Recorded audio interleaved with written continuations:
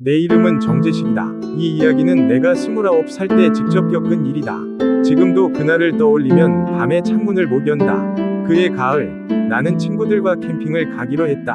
목적지는 부산에서 차로 2시간 정도 떨어진 깊은 산속이었다. 원래는 4명이 가기로 했는데 출발 당일 갑자기 일이 생겨 모두 취소했다. 혼자 가기 싫었지만 이미 휴가를 냈고 장비도 다 챙겨 놓은 상태였다. 그래서 그냥 혼자 떠났다. 산속 야영장에 도착했을 때는 오후 5시쯤이었다. 사람이 거의 없었다. 관리인은 해가 지기 전에 돌아갈 거라며 주의하라고 말했다. 밤에 숲 깊숙한 곳은 들어가지 마세요. 나는 웃으며 이유를 물었다. 관리인은 잠시 망설이다가 말했다. 여자 우는 소리가 들려도 절대 따라가지 마세요. 그 말을 듣고 나는 속으로 피식 웃었다. 전형적인 괴담이라고 생각했다. 해가 지고 텐트 안에 들어가 라면을 먹고 있는데 밤 11시쯤 이상한 소리가 들렸다. 처음에는 바람 소리인 줄 알았다. 하지만 자세히 들어보니 누군가 흐느끼며 울고 있었다. 여자 목소리였다. 소리는 숲속에서 들려왔다. 순간 관리인의 말이 떠올랐다. 하지만 나는 귀신 같은 걸 믿지 않았다. 혹시 길을 잃은 사람이 있나 싶어 손전등을 들고 밖으로 나갔다. 소리는 생각보다 가까웠다.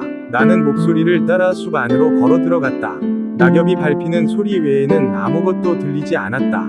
그런데 이상했다. 분명 가까이 있는 것 같은데 아무리 걸어도 사람이 보이지 않았다. 그때였다. 손전등 불빛 끝에 하얀 옷을 입은 여자가 보였다. 긴 머리가 얼굴을 가리고 있었다. 그녀는 나무 사이에 가만히 서 있었다. 나는 안심하며 말했다. 괜찮으세요? 무슨 일 있으세요? 대답이 없었다.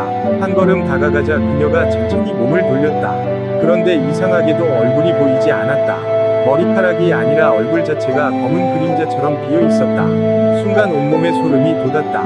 그 여자가 갑자기 숲 안쪽으로 걸어가기 시작했다. 나는 본능적으로 따라갔다. 그리고 몇 분 뒤 멈춰 섰다. 내 앞에 낡은 우물이 있었다. 산속에서 보기 힘든 오래된 도루물이었다. 그 여자가 우물 옆에 서 있었다. 그때 처음으로 그녀가 입을 열었다. 정재식. 나는 얼어붙었다. 분명 처음 보는 존재였다. 그런데 내 이름을 알고 있었다. 정재식. 이번에는 바로 귓가에서 들리는 것처럼 선명했다. 나는 떨리는 목소리로 물었다. 누구세요? 여자는 고개를 천천히 들었다. 그리고 머리카락 사이로 창백한 입술이 드러났다. 기억 안 나. 그 말을 듣는 순간 오래전 기억이 떠올랐다. 초등학교 5학년 때였다. 친구들과 산에 놀러 갔다가 길을 잃은 적이 있었다. 그때 우리는 숲속에서 울고 있는 여자아이를 봤다. 하지만 무서워서 그냥 도망쳤다. 다음 날 뉴스에 실종된 아이가 숨진 채 발견됐다는 보도가 나왔다. 나는 그 일을 잊고 살았다. 아니, 잊으려고 했다. 여자의 목소리가 들렸다. 나를 두고 갔잖아. 나는 숨이 막혔다. 아니야, 나는 어렸어. 나를 두고 갔잖아. 목소리가 점점 가까워졌다. 그녀는 움직이지 않았는데 어느새 내 바로 앞에 서 있었다. 불과 30cm 거리. 그제야 얼굴이 보였다. 눈이 없었다.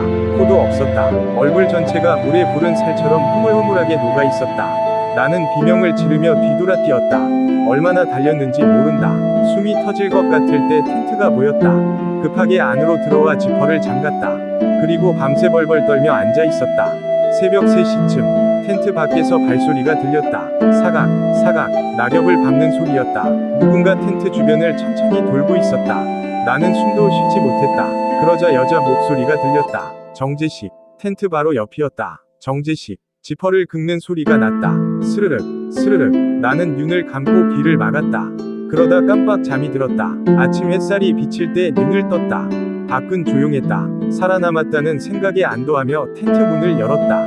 그리고 그대로 얼어붙었다. 텐트 주변 흙바닥에 수십 개의 발자국이 찍혀 있었다. 모두 맨발이었다. 그 발자국은 텐트를 중심으로 원을 그리며 밤새 돌아다닌 흔적이었다. 하지만 더 무서운 것은 따로 있었다. 발자국 사이에 손가락으로 쓴 글씨가 있었다. 흙바닥에 선명하게 적혀 있었다. 다음에는 같이 가자. 나는 장비도 버린 채 차를 몰고 산을 내려왔다. 그 후 다시는 그 산에 가지 않았다. 하지만 이야기는 끝나지 않았다.